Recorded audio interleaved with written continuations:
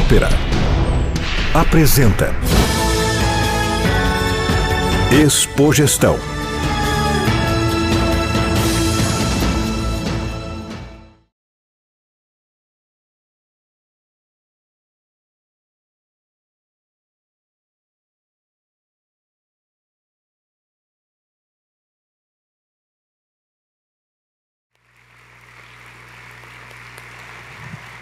Obrigado.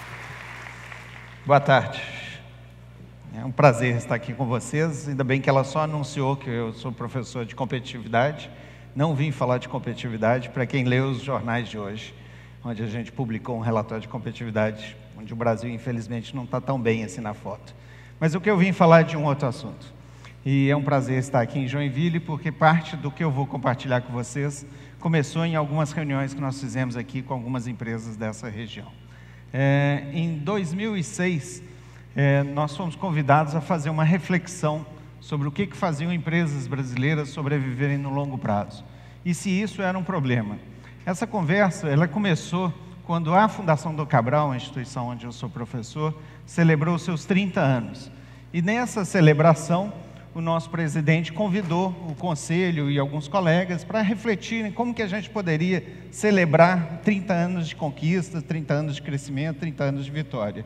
E nesse encontro, nesse almoço que ele convidou os representantes do conselho e da comunidade, um dos nossos conselheiros, o Dr. Osiris Silva, fundador da Embraer e presidente de várias outras empresas, não pôde comparecer e ele mandou um artigo onde o professor Peter Drucker, deixa eu ver se eu consigo passar aqui, isso, o professor Peter Drucker estava dando uma entrevista para o presidente da HSM, para o Salib, onde ele fazia uma análise exatamente sobre essa questão da longevidade das empresas e o que as empresas deveriam fazer para sobreviver no longo prazo. De uma maneira bastante surpreendente, e essa foi talvez uma das últimas entrevistas do professor Peter Drucker. Ele faleceu em dezembro de 2005, essa entrevista deve ter sido aí pouco antes, publicada em janeiro, fevereiro de 2006. E de uma maneira muito surpreendente, ele fez uma analogia às empresas, aos seres vivos, principalmente às árvores. E ele dizia que assim como as árvores, as empresas não crescem para sempre, não sobrevivem para sempre. E ele analisou uma série de empresas brasileiras e multinacionais e internacionais nessa perspectiva da longevidade. E a conclusão dele é de que, surpreendentemente para nós que estávamos ali naquele encontro discutindo uma organização que celebrava 30 anos, é que o ciclo de vida das organizações gira em torno de 30 anos. Então, 30, 60, 90, a análise do Drucker era de que as organizações elas tinham um prazo de validade estabelecido, assim como os seres vivos, assim como os orgânicos, e que esse prazo girava na experiência e na análise dele. O Peter Drucker, para quem já teve a oportunidade de ler, sabe que ele era um antropólogo, ele era o colega do professor Roberto da Mata, só que diferente de analisar a sociedade, ele analisava as organizações. Ele nunca foi um acadêmico no sentido estrito da palavra, foi muito mais um observador ao longo da sua longa vida do ambiente empresarial, ambiente organizacional. E do alto dessa experiência, ele chegou a essa conclusão, que as organizações não sobrevivem em ciclos longos, além de 30, 60, 90, 120 anos, etc. E ele associava vários fatores. Vocês imaginam o ambiente que ficou esse almoço de celebração, quando então chega essa mensagem e esse artigo enviado pelo Dr. Osiris, que era para comemorar, não era um momento de reflexão sobre o passado, nem sobre o futuro, mas muito mais celebrar os 30 anos. Dessa conversa saiu então um desafio: será que isso é verdade mesmo? Será que as nossas empresas, no contexto empresarial brasileiro, vivem ciclos de descontinuidade? Se sim, quais são os fatores determinantes? O que causa a sobrevivência, ou mais ainda, o que causa a mortalidade? Estatisticamente isso é relevante, é importante ou não? Então, o que eu vim trazer para vocês é um pouco dessa reflexão. Nós tivemos uma oportunidade única, que o Brasil teve, na década de 70, fruto do milagre brasileiro, uma série de novas iniciativas que hoje são considerados lugar comum, como os movimentos pela qualidade, como o surgimento de escolas de negócio, que a própria Dom Cabral surgiu na década de 70, com a criação pela Exame, da Maiores e Melhores da Exame, que foi feito pela primeira vez em 1973, etc. Então, nós tivemos um momento interessante de, em 2006, poder olhar o Brasil e a comunidade empresarial, o ambiente empresarial, numa perspectiva quase histórica. 33 anos, 30 anos de sobrevivência de um número bastante interessante de organizações. Se vocês olharem, vocês podem ver que a TAM foi criada na década de meados da década de 70, que a Fiat do Brasil foi criada na meados da década de 70. Enfim, há uma diversidade interessante de empresas hoje relevantes no cenário empresarial brasileiro, que são desse mesmo período. Então, nós tivemos a oportunidade de analisar esses 33 anos de dados e depois repetimos isso numa série, fizemos novamente em 2009, quando a Editora Abril queria celebrar um momento importante para eles, depois fizemos isso novamente em 2012. E a análise sempre se repete. A primeira pergunta que a gente se faz e se fez é verdade? Será que o Peter Drucker está certo nessa afirmativa? Será que as empresas brasileiras, mesmo aquelas mais bem-sucedidas, têm ciclos de mortalidade em torno dos 30 anos? A lógica do Drucker, desculpa estar um pouco claro, mas a lógica do Drucker é baseada numa teoria que surgiu, ficou muito forte nos anos 60, chamada ecologia organizacional, onde vários pesquisadores olharam números grandes de organizações em todo o mundo e criaram um cenário chamado ciclo de vida das organizações, onde então comparavam as organizações com seres vivos, onde elas crescem, amadurecem, há uma mortalidade significativa nos primeiros anos de vida. O Sebrae mede isso anualmente, em torno de 60% das empresas Sebrae não sobrevivem os primeiros 4, 5 anos de vida. Aquelas que passam por essa fase se amadurecem e agora com os 30 anos do Peter Drucker, elas entram num processo de declínio. Então, a base era essa. E a nossa pergunta, primeira, ao analisar os 33 anos de dados que a Editora Abril nos propiciava, era de entender se isso é verdade ou não no contexto brasileiro e qual a proporção.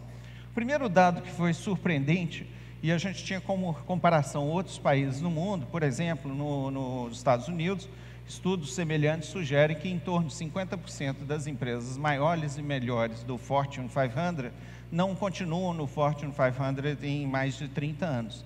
E nós imaginamos que esse talvez fosse o mesmo o cenário da realidade brasileira. O fato é que os dados foram muito mais complexos, muito mais sérios na nossa análise brasileira. 77% das melhores e maiores empresas de um país chamado Brasil não conseguem sobreviver em ciclos de mais de 30 anos. A primeira discussão que nós tivemos, é o que é não sobreviver. Será que uma empresa deixar de participar da Maiores e Melhores da Exame é um sinal de não sobrevivência? Será que a empresa foi adquirida ou fundiu com outra é um sinal de sobrevivência ou não? Então, nós tivemos discussões quase de caráter filosófico, sobre o que é uma empresa sobreviver. A nossa conclusão é de que a empresa ela sobrevive quando ela preserva a sua capacidade autônoma de decisão. À medida que ela transfere o seu poder de decisão sobre o seu futuro para outros, sejam investidores, sejam outras empresas, sejam quem for, ela não é mais a mesma empresa. Então, mesmo que ela preserve a marca, mesmo que ela preserve o CNPJ, o endereço, os empregados, os produtos, mas se ela transfere o seu poder de decisão, ela não é mais a mesma empresa. E ela pode acontecer de várias formas: fusão, aquisições, fechamento da empresa, falências, concordatas, ou até mesmo, em alguns casos, como a gente observou, continuidade da empresa, mas sem o brilho que a empresa tinha até anteriormente. Então, o declínio e desaparecimento de uma organização, ela pode não significar o desaparecimento do endereço, do CEP ou do CNPJ daquela organização, mas a sua capacidade de gerar resultados crescentes e sustentados para os seus proprietários, para as suas partes interessadas. Então, um dado que começou a chamar a atenção: 77% das empresas não sobreviveram nesse ciclo de 30 anos. Esse dado, do ponto de vista econômico do país, é seríssimo, porque isso significa uma renovação da capacidade empresarial em ciclos relativamente curtos. Então, a pergunta que nós nos fizemos, e a nossa equipe se dividiu, um dos nossos colegas ficou interessado em fazer uma análise de mortalidade. O interesse dele era saber por que as empresas morrem. O meu interesse, junto com outros colegas, era saber o que eu posso fazer como gestor para uma empresa sobreviver. Então, nós dividimos o nosso grupo em duas análises distintas. é claro que eu vou dar atenção para vocês, compartilhar com vocês aquilo que as empresas fizeram para sobreviver. Um dado interessante que com essa base de dados que nós usamos foi muito importante, é que nós não estávamos olhando empresas medíocres, nós estávamos olhando as melhores empresas do Brasil, nos diversos setores da economia brasileira, exceto o setor financeiro. Nós não analisamos o setor financeiro, bancos, apesar de depois, numa fase seguinte do estudo, quando a gente foi olhar alguns fatores de mortalidade e alguns fatores de sobrevivência, nós estudamos 2 grandes bancos brasileiros. Um que já não existe mais, que é o Bamerindos, e outro que continua existindo, que é o Banco Itaú, para poder ter uma análise comparativa. Um dado, então, interessante é que nós, Fundação do Cabral, nossos parceiros aqui em Santa Catarina, Fundação Fritz Miller e várias outras instituições no Brasil, estamos comprometidos com o desenvolvimento gerencial e empresarial, sua capacidade de gestão, sua eficiência empresarial. Então, o nosso trabalho, a nossa equipe, ela trabalha constantemente orientada para o desenvolvimento das empresas. E nós acreditamos realmente que a capacidade de uma empresa sobreviver está diretamente correlacionada à sua capacidade de gestão. Então, quando nós começamos a analisar esses dados, e entre as melhores empresas de cada um dos setores da economia brasileira, nós tivemos a primeira surpresa. O fator crítico da mortalidade das empresas era boa gestão. Eu vou repetir. Ter boa gestão era um fator crítico não de sobrevivência, mas de mortalidade. Por que isso? Porque nós vimos que o principal fator que matava uma empresa é a aquisição por outras empresas. Então, se a empresa ela é bem gerida, mas ela não tem uma estratégia de futuro, ela tem uma estratégia de presente, ou seja, ela tem uma boa gestão, mas uma boa gestão voltada para o presente, com bons resultados, bom retorno de investimento, bons processos produtivos, boa capacidade de produção e de capacitação das suas equipes, etc., boas pessoas, fundamentalmente, nós vimos que esse foi um fator fundamental de mortalidade. Porque nos vários setores que nós analisamos, eu vou compartilhar alguns dados de setores para vocês, nos vários setores que nós analisamos, a aquisição foi o fator número 1 de mortalidade. Então, ser bons mata. Então, vou repetir, ser uma boa empresa mata. Isso não quer dizer que nós não vamos ser uma boa empresa, porque não sendo mata mais ainda, né? Com perda de valores e de recursos. Mas também ser bom é um fator de mortalidade, porque ser bom só não basta. É o que a gente vai ver ao longo dessa nossa conversa. Ser bom simplesmente na sua gestão, na sua produção, nos seus processos internos, etc., não basta. Um dos fatores que a gente considerava que eram diferenciadores para a longevidade de uma empresa é a capacidade da empresa gerar novos produtos, novas tecnologias, novos processos, aquilo que comumente a gente chama de inovação. E nós vimos que muitas das empresas brasileiras inovadoras, que não são muitas, mas muitas das empresas brasileiras inovadoras não conseguiram sobreviver. Nós vimos que muitas das empresas brasileiras que foram premiadas como melhores empresas para trabalhar, não conseguiram sobreviver.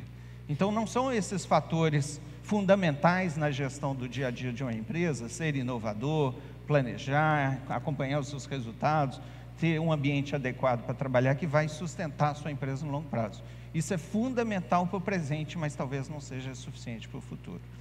Então, aquisição foi o fator número 1. Um dado que nos surpreendeu de maneira interessante foram esses 21,9% aqui de empresas que nós nem sabemos o que aconteceu com elas. O que é interessante é que foram empresas que simplesmente perderam o gás. Elas perderam, se podemos falar aqui entre nós, elas perderam a tesão de se continuar empresas brilhantes e entre as líderes de um país. E isso acontece.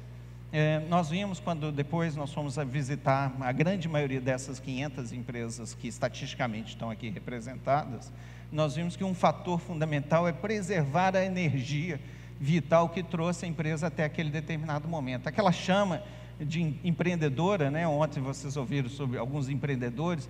Então a pergunta é como que eu preservo essa chama empreendedora em ciclos longos, né? Como 30 anos, 60 anos, 90 anos. Como que eu renovo essa capacidade de empreender, ao mesmo tempo que eu sei que eu tenho estruturas maduras, processos gerenciais maduros, muitas vezes rígidos e etc. Então, nós vimos que ser inovador não basta, nós vimos que ser boas empresas para trabalhar não basta, é preciso muito mais do que isso. Quando a gente, então, analisou os setores, e aí tinha uma base de 500 empresas, numa série histórica de 33 anos, vocês imaginam quantos dados não tinham aí por trás disso, Quando nós fomos analisando os setores, nós começamos a achar algumas respostas, principalmente para a mortalidade, ainda não da sobrevivência. No bloco vermelho aqui, são alguns setores que tiveram índice de mortalidade significativamente alto. Imagine que das 25 empresas do setor têxtil e confecção, 22 já não estavam mais no ranking 33 anos depois. Das 60 empresas do setor de alimentos, 53 já não estavam mais no ranking alguns anos depois. Nós começamos a ver que, por exemplo, no caso do setor de têxteis e confecções, provavelmente deve ter alguns de vocês aqui, essa região de Santa Catarina, principalmente Blumenau, nós tivemos a oportunidade de conversar com várias empresas do setor nessa parte do Brasil, e o que a gente observou é que toda vez que a gente perguntava qual que é o fator de mortalidade de algumas das empresas do setor na região, o fator número 1 era preço, governo, China, concorrência internacional e etc. Quando nós fomos analisar estrategicamente o que aconteceu com o setor, nos mostrou algo bastante peculiar. Em 1995, o Brasil e muitos países do mundo assinaram um acordo multilateral estabelecendo limites ao comércio de bens, serviços e etc., dando origem a um órgão internacional chamado Organização Mundial do Comércio. Nessa negociação, que durou vários anos e que culminou em finalzinho de dezembro, o documento é assinado com a data de 31 de dezembro de 1995, um dos capítulos que deu origem ao OMC falava do setor de têxteis e confecções. E ele voltava no tempo, voltava a 1945, 1946, quando o mundo então se preparou para lidar com a paz, no pós-Segunda Guerra Mundial, dando origem à Organização Mundial das Nações, à Organização das Nações Unidas, e dando origem a alguns acordos multilaterais que regiam o comércio de setores específicos. E lá naquele tempo, 1946, foi assinado um acordo chamado de multifibras, que estabelecia que um fator para reduzir a ameaça de novas guerras no mundo era preservar a capacidade de geração de empregos dos países menos desenvolvidos.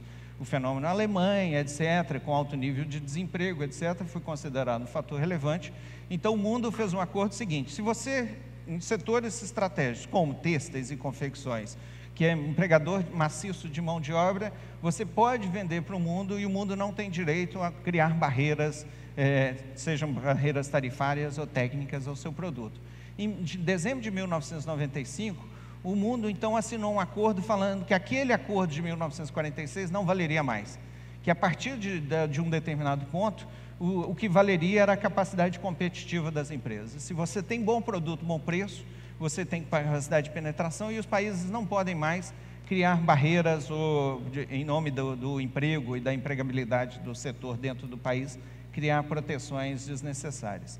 Então houve uma inversão, uma projeção de livre mercado de um setor que até então era protegido. Esse acordo, como era um setor sensível, ele foi um dos únicos que foi dado um prazo, e o prazo foi de 10 anos. Então significava que a partir de 1º de janeiro de 2005, o mundo entrava numa orientação de livre comércio para têxteis e confecções.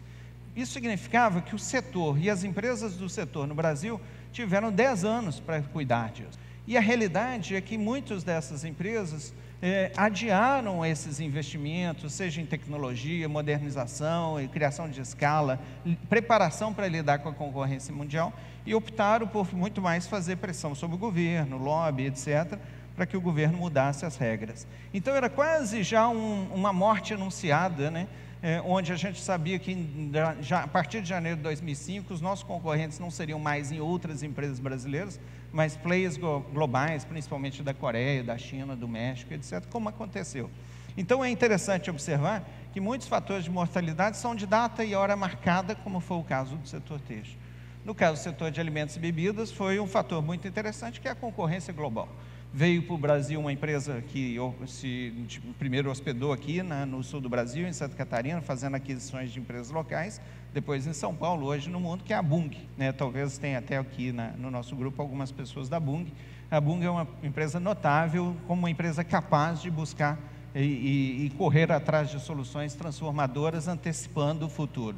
E foi o que a Bunge fez. Ela fez grandes aquisições junto com outras empresas do setor, mas em especial o caso da Bunge, e aí através da aquisição ela foi se tornando uma empresa líder ela já era uma empresa líder na Argentina, foi se tornando empresa líder no Brasil e posteriormente em todo o mundo, fazendo aquisições não só no Brasil, na América Latina, mas nos Estados Unidos, na Europa, na Ásia, etc. Então, uma estratégia muito bem definida de um player global que não existia no Brasil na década de 70, que entrou no Brasil nos anos 80 e 90 via aquisição, e todo mundo sabia disso, pouca gente se preparou para isso. Então, os fatores de mortalidade, eles são, alguns deles previsíveis, como é o caso da mudança da concorrência do setor, no caso da Bunge, ou previsíveis, como mudança de um marco regulatório, ou algumas vezes imprevisíveis, como mudança do comportamento da sociedade, etc. Nós costumamos dizer para os nossos alunos de MBA e de outros programas que se nós podemos ensinar alguma coisa na Fundação Dom Cabral, é de que o mundo está em processo constante de transformação. Nesses 2 dias, 1 dia e meio que vocês vão passar aqui, quando a gente sair lá fora, o mundo já está diferente. Seja porque houve uma crise no setor de energia, ou seja porque houve uma mudança no marco regulatório, seja porque houve uma mudança no comportamento da sociedade. Então, o nosso desafio como gestores é sermos capazes não só de adaptar essas mudanças que são inevitáveis, como eu vou mostrar para vocês, foi fundamental para a sobrevivência de muitas empresas, antecipar a essas mudanças. Algumas delas estratégicas, algumas comportamentais, algumas dentro da organização, algumas de fora da organização. Eu prometi a gente deixar uns 20, 30 minutos para as perguntas, então vou acelerar um pouquinho. Aqui está um pouco a lista dos fatores de mortalidade. Como eu disse, o nosso colega, o Zé Luiz Santana, ele se dedicou a essa lista, estudou essa lista com muito cuidado e tentava entender por que as empresas morrem. Um fator que foi muito interessante e que muitas vezes não é tão bem entendido é a questão financeira. Tem alguns fatores que são anedóticos. Antes, eu vou comentar esse aqui. O Zé Luiz Santana chegou à conclusão de que a mídia mata a empresa. Se a empresa começa a aparecer muito na mídia, cuidado, atenção, porque tem um fator que nós observamos que era fundamental para a descontinuidade de algumas empresas, que é uma palavrinha que às vezes não é muito agradável de falar nem de ouvir, que é soberba. E a soberba está ligada a uma certa exposição, muitas vezes pessoal, não só institucional e organizacional, pessoal da liderança das organizações. E o Zé Luiz conseguiu, de uma maneira não estatisticamente significativa, a encontrar relevância entre a excessiva exposição da empresa na mídia e, alguns anos ou meses depois, uma certa ameaça à sobrevivência da empresa. Então, cuidado, que a mídia é um bom instrumento de divulgação das organizações, me perdoe os meus amigos da mídia, mas para a atividade empresarial, muitas vezes ela está ligada a um pouco de soberba e isso deve ser cuidado. Um outro fator que foi interessante, é o primeiro, é o fator financeiro. Foi feito um estudo pela Shell. A Shell, quando celebrou 100 anos, contratou um grupo de profissionais para fazer uma análise de empresas centenárias, principalmente empresas asiáticas, japonesas, algumas europeias e pouquíssimas americanas. E nessa análise do que foi feito por um professor, por um executivo chamado Ari de Geus, ele chegou à conclusão de que um dos fatores críticos para a longevidade centenária de uma organização era a boa gestão do seu sistema financeiro. Então, as empresas conservadoras financeiramente teriam, segundo o estudo do Aires de Geus, uma condição de sobreviver no longo prazo. No Brasil, nós não encontramos essa verdade. No Brasil, nós encontramos um fenômeno interessante, que a crise financeira causa mortes, mas não causa de morte. Aquilo que o médico às vezes coloca lá no atestado de óbito, né? Parada cardíaca, é lógico, né? Ninguém que morreu vai ter parada, não vai ter coração batendo, né? Então, mas é isso que às vezes a gente acaba fazendo por não ter outro fator que explique o fator de mortalidade. Então, muitas vezes, uma crise financeira, seja uma crise, inclusive, dos fornecedores e clientes, etc., causadas por fornecedores e clientes, etc., nós chegamos à conclusão que essa não é o fator, no contexto empresarial brasileiro, principal de mortalidade de uma empresa no porte das empresas que nós estamos analisando. É diferente de uma empresa recém-nascida ou uma startup.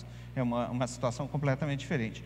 Nesse nível aqui, a capacidade da empresa gerar recursos está associado muito mais à sua estratégia de presente e de futuro e que, consequentemente, vai gerar refluxos financeiros positivos do que a própria gestão financeira da empresa. Então, nós não vimos, nas 500 empresas que nós analisamos, nenhuma delas que tenha, apesar de algumas delas terem morrido por questões financeiras, ter sido o aspecto financeiro o fator de mortalidade. Então, uma boa gestão financeira é essencial, é fundamental, mas não é isso que vai fazer a diferença para a empresa, nem a favor nem contra. Avançando um pouquinho, nós então, a minha equipe principalmente, como eu comentei, nós tínhamos 2 grupos que aí se separaram para fazer análises distintas. Nós começamos a olhar não os 77% que não sobreviveram, mas os 33% que sobreviveram. E aqui estão as 3 conclusões. Eu talvez pudesse até parar a minha apresentação, vou dar um pouco mais de detalhe para vocês, mas essas são as 3 mensagens que eu gostaria de deixar. Primeiro, fator fundamental para a continuidade de uma empresa. É fator de mortalidade, mas é principalmente fator de sobrevivência. Sucessão planejada.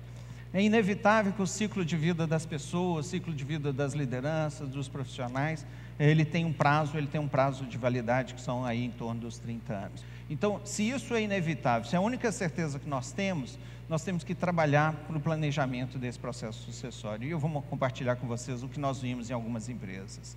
O segundo fator, crescimento. E aí foi 100% das empresas que sobreviveram. Nenhuma das 100 e poucas empresas que sobreviveram nesses 33 anos não sobreviveram sem uma estratégia bem elaborada de crescimento. Crescimento é o único indicador estatisticamente válido em toda a nossa pesquisa. Se eu pudesse dizer, é o único ponto a ser observado, independente do setor, independente da empresa, é ter uma estratégia de crescimento. De crescimento por quê? Crescimento porque nós vimos que o fator que mais mata é o processo de aquisição por outros. Então, nós vemos que muitas vezes as empresas são muito boas, mas elas perderam a capacidade de crescer e elas então começam a ceder espaço para outras empresas, inclusive se tornando alvo de aquisição. O outro fator é dar oportunidade para as pessoas internas. A empresa, nós vivemos num mundo que está em um processo constante de transformação. Então, eu preciso estar constantemente criando novas oportunidades para os talentos, para as boas pessoas que nós temos nas nossas empresas. Então, seja por fatores externos de ameaça, seja por fatores internos de oportunidade, crescimento é a única condição sine qua non que nós observamos numa empresa que queira sobreviver em ciclos longos de vida. Observe que nós encontramos muitas empresas que não queriam sobreviver, encontramos empresas que foram feitas para morrer mesmo, onde os seus investidores alavancaram os seus negócios de uma maneira tal que valorizaram a empresa para que fossem vendidas com um valor, um ativo, um valor diferenciado sobre o valor investido. E isso é possível, isso faz parte de estratégia de algumas empresas, mas nós não estamos falando dessas, nós estamos falando daquelas que estão operando e querem ser empresas longevas. Terceiro elemento, e esse foi um tema de muita reflexão, muita discussão, e eu estive aqui em Joinville pelo menos umas 2 vezes discutindo com algumas empresas sobre isso, uma empresa que já não existe mais, que foi adquirida, e outra empresa que continua operando, que é a capacidade de antecipar o futuro. Então, uma das empresas que eu estive aqui em Joinville operando, visitando e explorando um pouco esse conhecimento e experiência da empresa, foi uma empresa do setor de tecnologia de informações, processamento de dados, que abriu o capital e tinha então como objetivo antecipar oportunidades de negócio na abertura do seu capital. Isso não aconteceu, ela teve um problema de escalonamento disso, acabou sendo adquirido por uma outra empresa brasileira também, que tinha também aberto capital e tinha a mesma estratégia. Então, como que as empresas podem se antecipar às mudanças que estão por vir? Como que eu posso, a partir da minha realidade hoje, olhar o futuro e projetar mudanças no comportamento da sociedade, do consumidor, do mercado, das tecnologias e atuar sobre isso? Então, algumas provocações que eu quero deixar com vocês, até que ponto vocês estão antecipando o mercado ou estão reagindo? Porque o que nós observamos nessa análise é que as mudanças estão sendo cada vez tão mais rápidas, né? Nós chamamos de hipercompetição, que a minha capacidade de reagir a elas está ficando cada vez menor.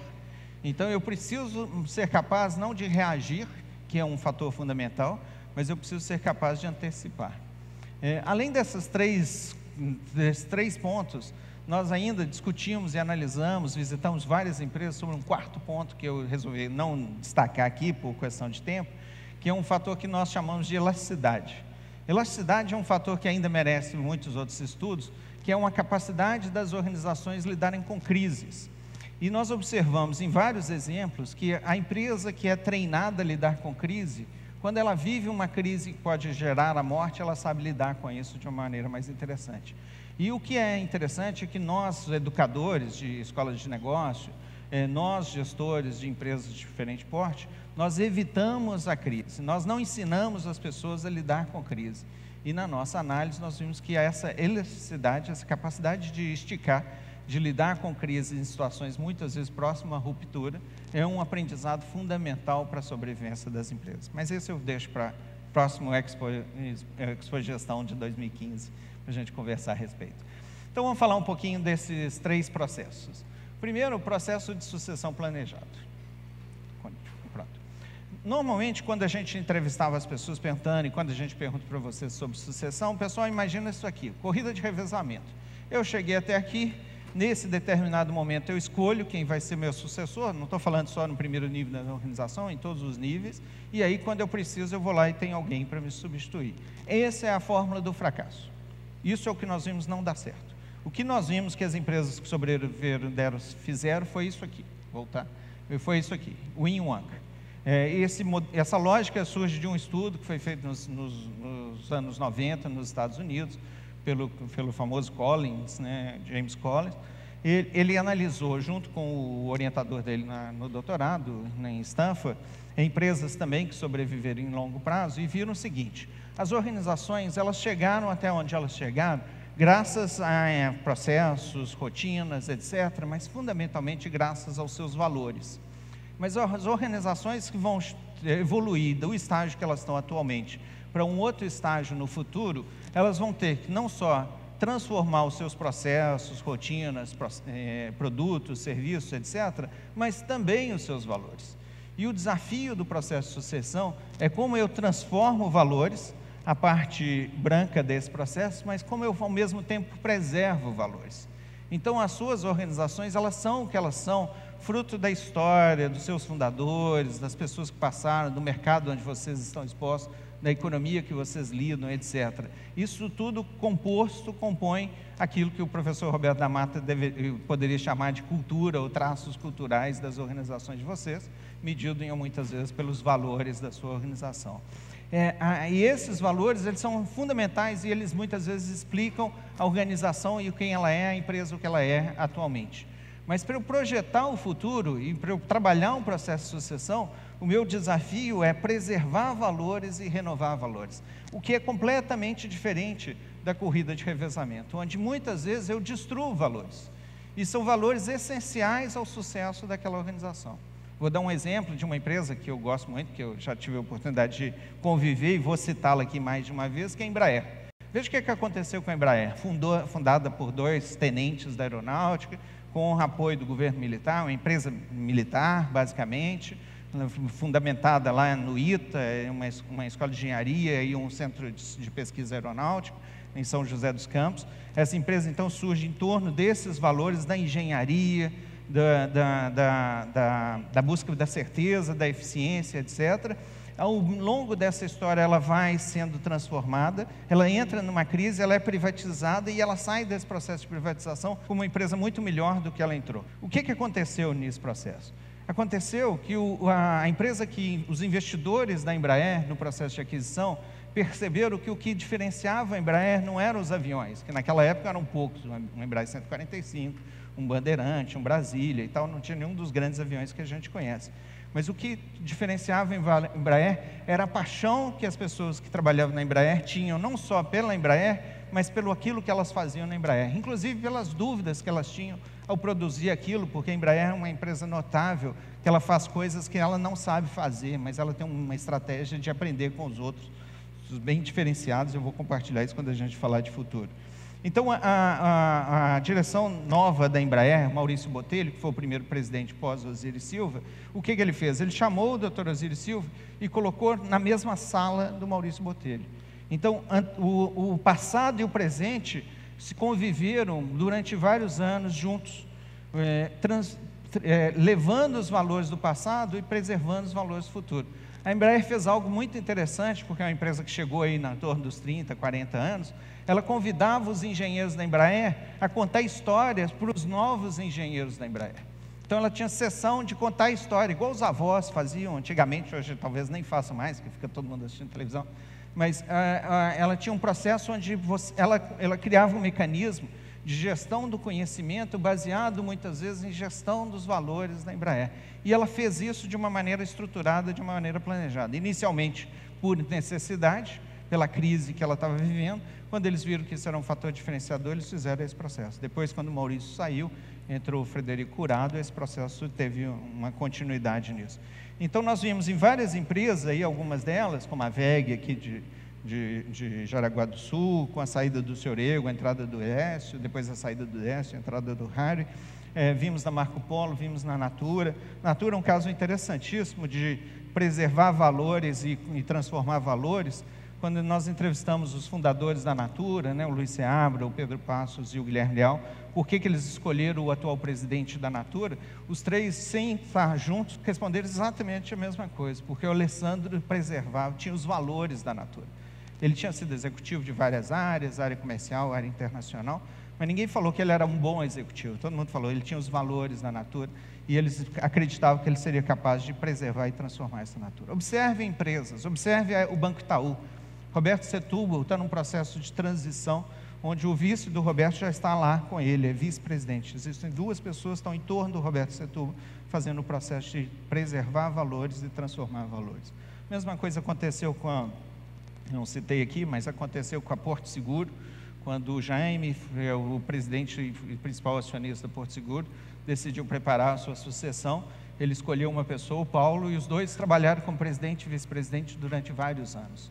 Então é fundamental planejar o futuro dos valores e das pessoas nas organizações. Eu citei exemplos de presidentes, mas nós podemos pensar nos mesmos níveis de outros níveis, Então hoje, por exemplo, eu acredito que é fundamental que nós, em cada uma das nossas áreas, divisões, unidades, gerência, o que for, tenhamos claramente identificado quem são os nossos sucessores e como que nós estamos transferindo para eles os nossos valores, além das boas práticas e tudo mais, os nossos valores, para que essa pessoa possa também ter liberdade de transformar esses valores. Segundo ponto, fica aí uma reflexão para vocês, qual que é a estratégia de sucessão de suas empresas. Depois a gente pode conversar sobre isso, seja aqui, seja no intervalo e tudo. Eu teria muito prazer em ouvir algumas outras histórias. Segundo ponto é o crescimento. Como eu disse, foi a única variável que todas as empresas que cresceram preservaram. Crescer é condição fundamental, condição sine qua non. Eu brincava que, depois que nós avançamos a primeira parte dessa pesquisa, e ficou tão forte a questão do crescimento, eu chegava para as nossas turmas de MBA e falava, pessoal, se vocês trabalham numa empresa que não está crescendo, procura outro emprego, porque essa empresa não tem futuro. Porque na nossa pesquisa, 500 empresas em 33 anos, foi a única verdade que nós vimos. Se a empresa parou de crescer, é um sinal de alerta. E crescer nas várias dimensões, geração de receita, geração de EBIT, o valor de mercado. Aqui está um exemplo de uma empresa que eu tive a oportunidade de trabalhar e visitar e passar um tempo estudando, uma empresa norte-americana chamada Emerson, onde ela deixa eu mostrar a Emerson, e depois eu volto nesse dado. A Emerson é uma empresa que tem uma história de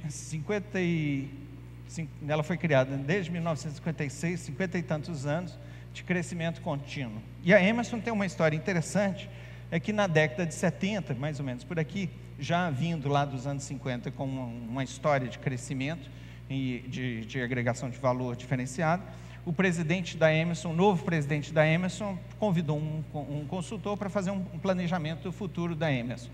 E esse consultor chegou e falou, olha, a Emerson é uma empresa muito interessante, mas ela não vai sobreviver e você não vai passar a Emerson para ninguém, porque hoje o mercado de máquinas e bens, ela está no setor de máquinas e equipamentos, era dominado pela GE, do Jacques Welch, ou pela fusão da Zeia Brombover, é um setor que estava muito agressivo, muito aguerrido, e a Emerson tinha todas as características de ser um alvo fácil, seja para a ABB, seja para a GE, dentro da estratégia do Jacques Welch.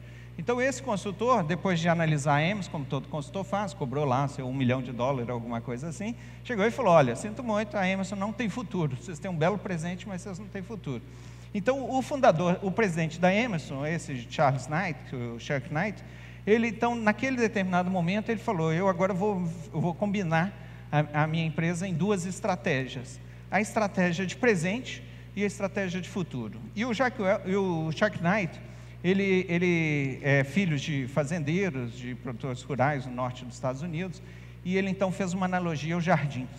Quantos de vocês aqui têm jardins ou sítio, fazenda e essas coisas, lidam com plantas de uma maneira geral? Me dá uma estatística. Obrigado. Não, tem uma gente tímida, não fica tímida não. Porque é o seguinte, eu estou chegando à conclusão que nós brasileiros estamos perdendo contato com a planta, com o jardim. Então recomendo que tenham em casa, no apartamento, algum jardim, uma hortinha que seja, porque nós temos aprendizados interessantes. O que o Chuck Knight aprendeu lá, voltando à origem dele? Que o jardineiro, ele está ao mesmo tempo preservando as plantas que estão dando flores e frutos, ao mesmo tempo semeando e plantando novas flores que no futuro vão dar flores e frutos. Porque o ciclo é inevitável, essas plantas do passado vão envelhecer. Na minha casa, eu passei a ser jardineiro depois do Chuck Knight, eu tenho pé de jabuticaba, mas e a minha mulher cria orquídeas, nós estamos o tempo todo semeando novas frutas, novas árvores, novas plantas, e ao mesmo tempo colhendo os benefícios, né, das plantas que já estão dando frutos. Então ele falou, uma empresa, ela deve operar como um jardim, tendo duas estratégias: a estratégia do presente, que deve ser gerida não pelo presidente da empresa, porque isso é mais do que obrigação, ela deve ser gerida na linguagem norte-americana, do Chief Operation Officer, né, que é o CEO, ou o chefe de operações, e a estratégia de futuro, que essa sim deve ser gestão e prioridade do presidente da empresa. Então a capacidade de uma empresa crescer e sustentar seu crescimento é combinando o presente e o futuro. O problema é que se eu ponho o presente e o futuro juntos, o presente tende a ocupar a agenda do futuro. Então muitas vezes, quando em algumas reuniões de AGM, que é a linguagem que nós usamos no programa da Fundação do Cabral, que espero que alguns de vocês participem, que é o PAEX, quando a gente vai lá analisar a performance da empresa e acompanhar suas metas e seus indicadores, se a agenda está muito ocupada, ela está muito ocupada de presente. Aí alguém fala assim, mas vamos discutir um projeto para o ano que vem? Fala assim, não, no ano que vem a gente discute. A nossa tendência é priorizar o presente, porque o presente é urgente, ele grita, ele está na nossa frente, na nossa cara. E o futuro a gente pode adiar, e a gente tende a adiar o futuro. Então o que o Chuck Knight falou, né, com balancear a paixão do lucro com a paixão do crescimento, é fazer esse papel de jardineiro, onde o presente deve ser tratado pelos jardineiros do presente, e o futuro deve ser tratado pelos jardineiros do futuro. E o que eles fizeram foi tão interessante que eles criaram 2 planos estratégicos, 2 PS, na linguagem do PAEX, 2 em mapas de indicadores, e faziam 2 AGMs, 2 reuniões de acompanhamento de metas separados, exatamente para não criar o conflito. E na reunião do presente, o CEO era o campeão da causa, era o líder. Na reunião do futuro, o CEO, o Chuck Knight especialmente, era o campeão da causa, era o líder daquela discussão. E eles faziam isso sistematicamente, mensalmente, em todas as áreas da empresa. Então, se a empresa tinha uma unidade de negócio, como a Emerson tem, que estão as unidades de negócio da Emerson, uma unidade de negócio de meio ambiente ou de processos e tal, talvez alguns de vocês aqui sejam da Emerson ou tenham trabalhado com a Emerson, ela tem não só a responsabilidade de gerar os resultados que ela negociou e combinou para cima, né, seja no nível do país, seja no nível internacional ou transversal, porque ela trabalha na estrutura matricial, e também oferecer à empresa novas ideias de futuro, novas oportunidades de futuro. Então, eu convido a todos a refletir as suas empresas sobre essas 2 dimensões. Quais são as suas estratégias de presente, e preserve e gere resultado, é o que vai dar o resultado no final do trimestre, do semestre, do quadrimestre e do ano, etc. Mas, fundamentalmente, quais são as suas estratégias de futuro? E é essa combinação dessas 2 estratégias que torna a sua capacidade de crescimento sustentável. Nós, no nosso estudo, a gente viu que o crescimento médio, todo mundo me pergunta, o crescimento significa o quê? Então, usando como base o estudo que nós fizemos, mas fazendo uma projeção do futuro, junto com o colega, o Luiz Lobão, nós fizemos uma análise e vimos o seguinte: em média, as empresas que crescem, elas crescem 2,5 vezes a média do seu setor ou do crescimento do país, um ou outro. 2,5 vezes na receita, 2,5 vezes no EBITDA, no resultado. Então, essa composição de crescimento é o que determina essa tensão criativa ou essa paixão pelo crescimento que o Chuck Knight comentava. Bom, eu vou deixar isso para, se alguém interessar nas perguntas, vou tentar passar esse slide. Estou com dificuldade aqui, pessoal, de passar os slides. Você quer trocar? Então, aqui só para esse slide muito rapidamente, não vou entrar nisso. Nós fizemos vários estudos sobre o que é, como que eu posso crescer, desde crescer não significa especialmente inovação, eu posso crescer fazendo mais do mesmo, eu posso crescer nos meus adjacentes, crescer a jusante, a montante, eu posso crescer criando novas plataformas de negócio. Atualmente nós estamos estudando empresas como Telefônica e outras que têm estratégia de crescimento via aquisição em outras empresas, num conceito que a gente chama de corporate venture. Mas eu deixo isso para a nossa reflexão, eu quero preservar um pouco mais de tempo para as perguntas. Pode passar mais. Você quer trocar? Eu não estou conseguindo passar. Alguém passa para mim, por favor? Bom, aí fica essa provocação, né? Quais são as estratégias de crescimento das suas empresas? Então, o nosso último ponto é o ponto do futuro. A capacidade de uma empresa de antecipar o futuro. Isso foi o que nos deu mais perguntas. E eu diria que eu vou compartilhar algumas experiências, mas eu vou deixar com vocês também algumas reflexões, algumas perguntas. Como que faz isso? Como que eu posso hoje, no meu dia a dia, olhar o futuro não como uma bola de cristal, que é algo que eu vou adivinhar, e com isso a chance de acertar é muito pequena, no mínimo 50%, mas é relativamente pequena. Como que eu posso lidar com essas incertezas de algo que está por vir? O primeiro ponto que a primeira conclusão que nós chegamos ao fazer essa análise, e ela se estendeu durante muito tempo, até hoje, é a minha agenda, né? O tema da nossa reunião, do que nós chamamos Rede PAEX, que é todo o grupo das empresas PAEX no Brasil e fora do Brasil, esse ano vai ser futuro. Como que eu discuto futuro? Isso significa que desde 2006 eu venho tentando entender um pouco isso. A primeira conclusão que a gente chegou é que o futuro não dá saltos. O futuro não acontece, aconteceu o futuro, saiu aqui, tem um outro, o mundo mudou. Isso não acontece. Como dizem os filósofos, né? O presente está grávido do futuro. Então o futuro está aqui, é a questão da gente interpretar esse futuro. Então um dos mecanismos que a gente viu que algumas empresas lidam com o futuro, e aqui encontramos isso muito em empresas que estão em setores que estão sendo impactados por mudanças, principalmente regulatórias, como foi o setor de energia. Então a gente viu isso na CEMIG, a gente viu isso na Eletropaulo, a gente viu isso na Light, a gente viu isso em outras empresas de energia. É a capacidade que eu posso desenvolver na minha organização de todos os dias questionar o que vai ser amanhã. Então, isso que nós chamamos de indução, um processo gradual de todo momento eu questionar o que foi ontem, o que é hoje, o que vai ser amanhã. Parece complicado, mas veja o que a CEMIG fez. Todos nós, né, gostamos, provavelmente a maioria aqui ouvinte, assiste o Bom Dia Brasil, o Bom Dia Santa Catarina, lá em Belo Horizonte, Bom Dia Minas, etc. Aquele jornal da Rede Globo, dos seus equivalentes na parte da manhã. E o pessoal da CEMIG fazia a mesma coisa, assistia e tal. Chegava na CEMIG, eles iam discutir a CEMIG. E aí um dia eles tiveram a ideia, quem sabe a gente, antes de começar os trabalhos do dia, nós não ficamos meia hora, mais ou menos, que é o tempo do Bom Dia Minas, meia hora fazendo um Bom Dia CEMIG, analisando o que aconteceu ontem com os nossos clientes, com a legislação, com as atitudes do governo, etc., que podem impactar o nosso hoje e o nosso amanhã. Então eles criaram uma rotina muito simples. Eles identificaram uma pessoa na área de comunicação que tinha o papel de coletar informações, não só informações públicas que estavam no jornal, etc., mas conversar com os colegas, como é que um cliente corporativo lá, a Uzi Minas, se comportou, teve alguma questão energética ontem, ou a Bung, ou a Fiat, ou a Magnesito, a Manes, mas quem for, um dos grandes clientes corporativos. E ele então trazia essas notícias, na forma de notícias mesmo, curtas e objetivas, para o Bom Dia CEMIG todos os dias. E aí aconteceu algo interessantíssimo.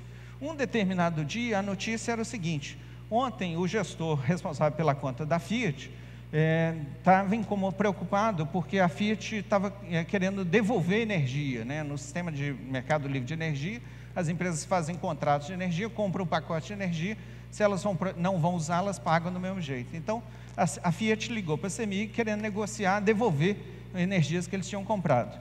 E aí, quando ele deu essa notícia, a pessoa que era responsável pelo setor de energia no agronegócio Falou, mas comigo aconteceu o contrário.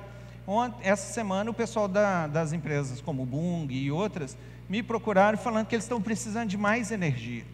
E aí eles começaram a debater e falar, será que a gente poderia, isso foi antes de existir o mercado que existe hoje, a bolsa de compra e venda de energia, será que nós podemos criar um balcão de compra e venda de energia dentro da CEMIG para comprar da Fiat e vender para a Bung, e etc, etc? Isso foi mais ou menos em janeiro, fevereiro de 2009. Vão dar uma olhada se isso é permitido fazer. Como nunca ninguém tinha feito, né, a lei não previa isso. Então eles falaram, se não está proibido, é permitido, vamos fazer. Então em 3 meses eles montaram dentro da CEMIG um balcão de compra de energia. Aí começaram, liga para um, liga para outro, compra e vende, compra e vende.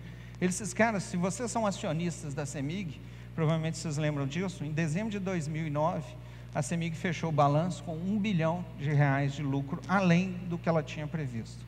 Compra e venda de energia, graças ao Bom Dia CEMIG. Então, qual que é a nossa capacidade de fazer algo que nós gostamos de fazer muito, né, seres humanos, que é conversar. O que aconteceu ontem, o que está acontecendo hoje, o que vai mudar de amanhã. Às vezes, na nossa empresa, a gente está tão envolvido no nosso dia a dia, que aqueles que são decisores não param nem uma meia horinha, que é o que a CEMIG passou a fazer todos os dias. Então, se a pessoa vai viajar, ela só pode viajar depois das 9 horas, que o Bom Dia CEMIG é de 8h30 às 9h. E é um grupo limitado de pessoas que participam, a não ser quando tem um problema que eles vão discutir aquele problema, um convidado especial. Então, nós aprendemos com essa experiência da CEMIG que uma forma de olhar o futuro, principalmente dessa forma que nós chamamos de indução, é saber que o futuro ele começou no presente e no passado, e ele vai mudar algo que a gente faz no futuro. Mas se nós formos capazes de conversar, capturar essa transformação hoje, talvez a gente tenha capacidade de ganhar no futuro. Segunda forma que nós encontramos, e aí usamos um pouco de criatividade para dar um nome, né? Lembra de abdução, é aquele negócio do disco voador, vai lá e captura. A abdução é o seguinte, será que eu consigo ir lá no futuro e tirar uma sacada de futuro, mesmo estando no presente? E nós vimos que algumas empresas faziam isso, meio tipo Sherlock Holmes, né? Quem gosta de ler as histórias do Doyle, do Sherlock Holmes, o cara tem uma sacada, você fala, como é que ele viu isso, né? Porque o sapato do sujeito estava com uma cor de barro, que só existia numa determinada região de Londres, que é onde aconteceu um crime. Então, aquele cara... Então, o conceito, né, das histórias do Doyle, que é as histórias do Sherlock Holmes, são baseadas nessa lógica de sinais fracos. E a ideia da abdução é como que eu posso capturar sinais fracos do futuro no presente. E existe em gestão um instrumento muito bom para isso, que é a inteligência competitiva, que é, no Brasil, a empresa que mais faz isso é chamada Embraer. Então, veja, todos vocês já devem ter voado aqui, o Embraer 140, 145, né? Amanhã eu vou voar de Joinville para Campinas num avião desse. Esse avião é fruto de abdução. A Embraer não tinha ninguém estudando isso. A Embraer não tinha planos de construir esse avião. Não fazia parte dos projetos de futuro. A Embraer estava, nesse momento, 1995, tentando vender o avião menor dela, né, o Embraer 145, quando eles tiveram essa sacada aqui. E a sacada surgiu pelo seguinte, a Embraer, será que eu perdi? Perdi, não estou com o slide aqui, mas eu conto a história para vocês. A Embraer fez acordo com 2 grandes parceiros nos Estados Unidos e um grande parceiro na Europa, uma empresa chamada American Eagle, United Express nos Estados Unidos, e Crossair, que era uma empresa belga que não existe mais, hoje é parte da Lufthansa, na Bélgica, para que elas fornecessem à Embraer informação sobre o comportamento dos usuários de aviões de menor porte, o que eles chamam de voos regionais. Por exemplo, de Joinville para São Paulo, de Joinville para Porto Alegre, de Belo Horizonte para o Rio de Janeiro, de São Paulo para o Rio de Janeiro, etc. Voos de 40 minutos, 45 minutos, não era um voo acima de 1 hora, voos abaixo de 1 hora. E infelizmente eu não tenho o slide projetado aqui, mas o que foi fantástico, isso foi em 95, a Embraer fazendo projeções para a venda do avião 145, 135, que é aquele avião menor da Embraer. Quando eles estavam fazendo essas análises junto com esses 3 parceiros comerciais, eles viram um comportamento interessante. Segundo a American Eagle, a United Express e a Crossair, o crescimento do uso desse tipo de avião, nesse tipo de rota, mais do que multiplicaria por 5, né? Isso aí, como dizer. e de uma maneira que eles não sabiam dizer muito bem, mas que estava associado à facilidade de acesso a aeroportos, no caso dos Estados Unidos, a redução do custo do preço das passagens, etc., etc., a própria movimentação das pessoas. E na Europa, esse número estava multiplicado por 3. Então eles falaram, poxa, então tem um mercado promissor aí no futuro, saindo de 100 numa base para 500, saindo de 1.000, no caso da Europa, numa base para 3.000. E eles então começaram a falar, poxa, quem no mercado mundial tem aviões para oferecer para esse mercado? E aí eles usaram esse gráfico, que vocês estão vendo aqui, é o site da própria Embraer, onde eles então avaliaram o seguinte, as grandes empresas aéreas, Boeing e Airbus, estavam produzindo grandes aviões, e as empresas menores, a própria Embraer, Bombardier e outras, estavam produzindo aviões menores, como os 35, 45 lugar. E esse tipo de avião, de 70, 110 lugar, com o fim da Fokker, né, que era a única que produzia os aviões nessa categoria, não tinha nenhuma oferta no mercado.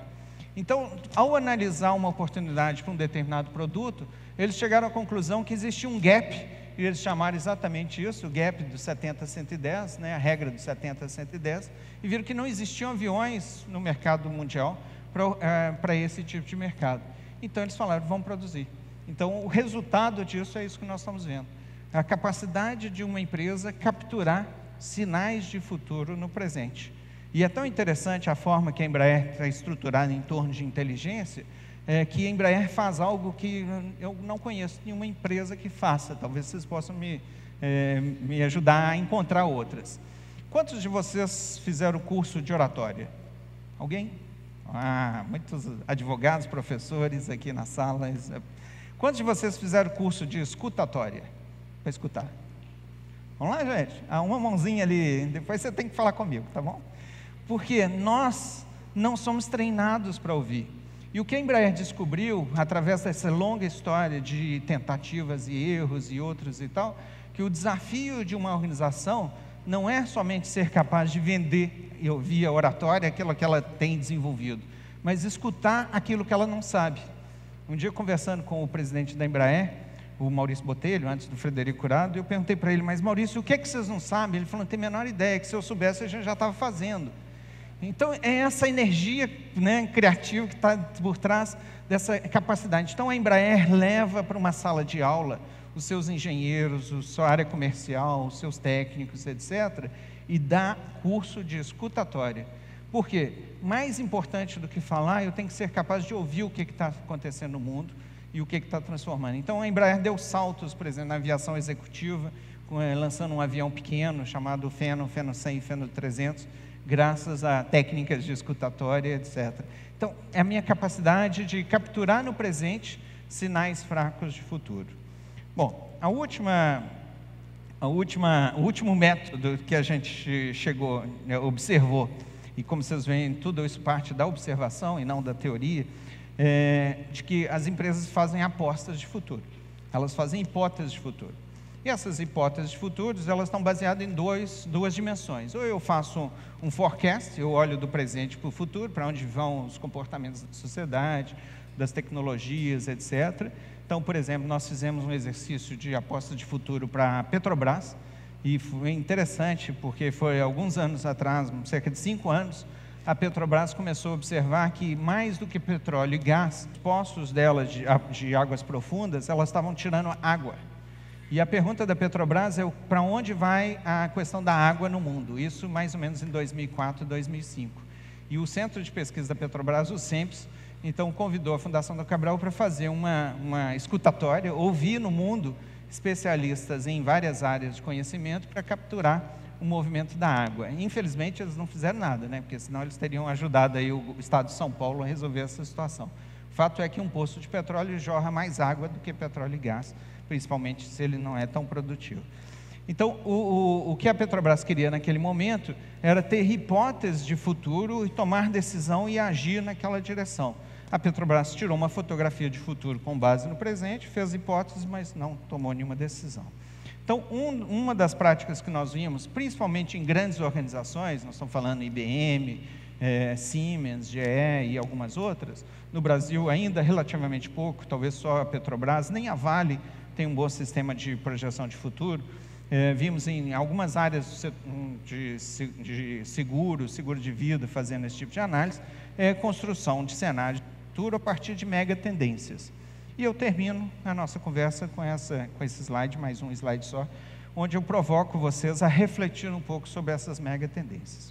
Em uma instituição inglesa, né, baseada em Londres, ela fez um grande estudo sobre o mundo em 2020 e as mudanças do comportamento da sociedade. E essa análise chama Megatrends 2020, quem quiser dar um Google, depois vocês encontram, é bem interessante essa análise. Eles chegaram à conclusão que 4 fatores são fundamentais para o comportamento futuro da sociedade, e eles convidam, então, as empresas, né, cada um de nós, nas suas várias áreas de atuação, a fazer uma seguinte pergunta: como vocês hoje estão preparando para lidar com esse futuro? Esse futuro vai acontecer, a questão é como nós estamos preparando para chegar lá. Primeiro, globalização, não preciso falar, chineses, indianos, coreanos, brasileiros, em alguns casos, ampliando. Então, nossa base de competição, de mercado, de cooperação, de fornecimento e de demanda, não são mais só norte e sul, mas sul-sul. Então, eu não vi o pátio aqui do estacionamento, mas eu aposto que esse ano já tem um bom número de carros chineses, coreanos nem se fala, e no ano que vem, a gente chegar aqui, os chineses provavelmente já vão ser mais em número do que os europeus ou os norte-americanos. Então, a globalização é inevitável. Urbanização. Joinville ainda é uma cidade muito agradável de morar, né? Vocês souberam preservar as cidades de Santa Catarina de uma forma muito agradável. Mas quem mora em São Paulo, quem mora em Belo Horizonte, quem mora no Rio de Janeiro, vive um grave problema de grandes concentrações urbanas. Imagina São Paulo, 20 milhões de habitantes concentrados. Imagina se alguém tem um problema de um ataque cardíaco numa determinada região da cidade, que tem que chegar em outra região e que não tem recurso para voar de helicóptero. Qual a chance dessa pessoa sobreviver? O que os hospitais, os setores de saúde estão fazendo para lidar com essa realidade? A Philips, por exemplo, que é uma empresa fornecedora de equipamentos para a saúde, ela está hoje investindo no diagnóstico, no autodiagnóstico em casa. Então, quais são os produtos do futuro que nós vamos comprar da Philips? Não vai ser mais rádio, televisão, essas coisas?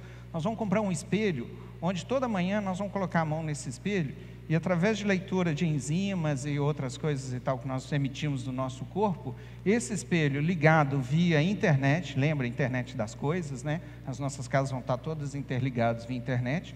Esse espelho vai mandar a leitura das nossas enzimas, do nosso estado orgânico, do nosso organismo, para o nosso plano de saúde, que vai comparar as bases de dados com nossos dados e outros no mundo, e se tiver alguma coisa que possa ser um alerta, um aumento de glicose, um aumento de pressão, um aumento de alguma coisa, ele vai te mandar um SMS, um WhatsApp, né, para o seu telefone e falar: visita o centro de saúde hoje, eu já marquei às 3 horas, já olhei no seu Outlook, você está com a agenda livre às 3 horas, e já está marcado lá. Porque se você tiver um quiprocó qualquer, não dá tempo. Então, a medicina vai caminhar para muito mais a medicina preventiva. A Siemens adquiriu uma empresa de diagnóstico médico nos Estados Unidos que está se especializando em vaso sanitário inteligente. Então, à medida que você fizer o número 1, o número 2 do vaso, ele vai fazer uma coleta do seu material, vai fazer uma análise das condições orgânicas do seu organismo e já vai comunicar com o seu plano de saúde, com o seu sistema, você não precisa mais gastar meia hora e ir lá a lógica vai mudar. Então, a minha pergunta é assim: o que nós estamos fazendo com isso? Né? Como é que vai ser a questão de mobilidade? Como é que nós vamos reunir tanta gente num espaço como esse, se nós estivéssemos numa mega cidade como São Paulo? As lógicas têm que mudar, e a pergunta é: o que eu estou hoje fazendo a respeito disso? Mudanças demográficas, não preciso falar, né? O Brasil de 2023, ou melhor ainda, no Brasil de 2030, vai ter mais aposentados do que gente na força de trabalho. 2023 é o tipping point, 2030 a gente passa por lá de lá. Não é como o Japão, mas é bem próximo da Europa. O que nós estamos fazendo com isso? O que nós estamos fazendo para o lazer? O que nós estamos fazendo do idoso? Por exemplo, nós fizemos um projeto junto com a Nestlé, onde a Nestlé, que é campeã no Brasil, líder de mercado em papinhas infantis, está investindo toda a sua inteligência para produzir alimentação para a terceira idade. Pessoal, muitos de nós, talvez não nós, mas com certeza os nossos filhos, vão viver mais de 100 anos. Como que vai ficar isso, né? Lazer, aposentadoria, educação. Nós só educamos os jovens e os outros. que vão viver muito mais, vão ter mais tempo livre. Como é que os cursos de inglês, cursos de língua, etc., como é que eles estão lidando com isso? Então, qual o impacto disso na educação, no lazer, na saúde, no serviço e em várias outras atividades? Como que nós estamos integrando esse pessoal na nossa força de trabalho, etc.? Um movimento que aconteceu interessante com empresas do setor de engenharia nos Estados Unidos foi criar um site. Depois, quem quiser, curioso, estiver já nessa fase e quiser entrar nisso, um site para engenheiros que queiram oferecer o seu conhecimento para quem tiver um problema. Então, usando o conceito de inovação aberta, Open Innovation, eu jogo um problema lá e tem engenheiros do mundo todo que já foram bambambãs daquele assunto, disponíveis para oferecer o conhecimento deles. Eles hoje têm 70, 80, 90 anos e com um monte de conhecimento acumulado e desperdiçado, porque a nossa lógica é a lógica da juventude, não a lógica da terceira idade. Bom, mudanças climáticas, não preciso nem falar. Bom, deixo com vocês a nossa última reflexão. Como as suas empresas estão preparando e se antecipando fundamentalmente para o futuro? Lembra, o presente está grávido do futuro. O futuro não vai dar saltos, ele já está acontecendo. Como que vocês hoje estão olhando o futuro e lidando com isso e preparando para lidar com esse futuro? Ok? Bom, vamos conversar um pouquinho. Eu termino aqui com o Darwin, mas vamos ter um momento de perguntas, não é isso? Muito obrigado pela oportunidade de estar aqui com vocês.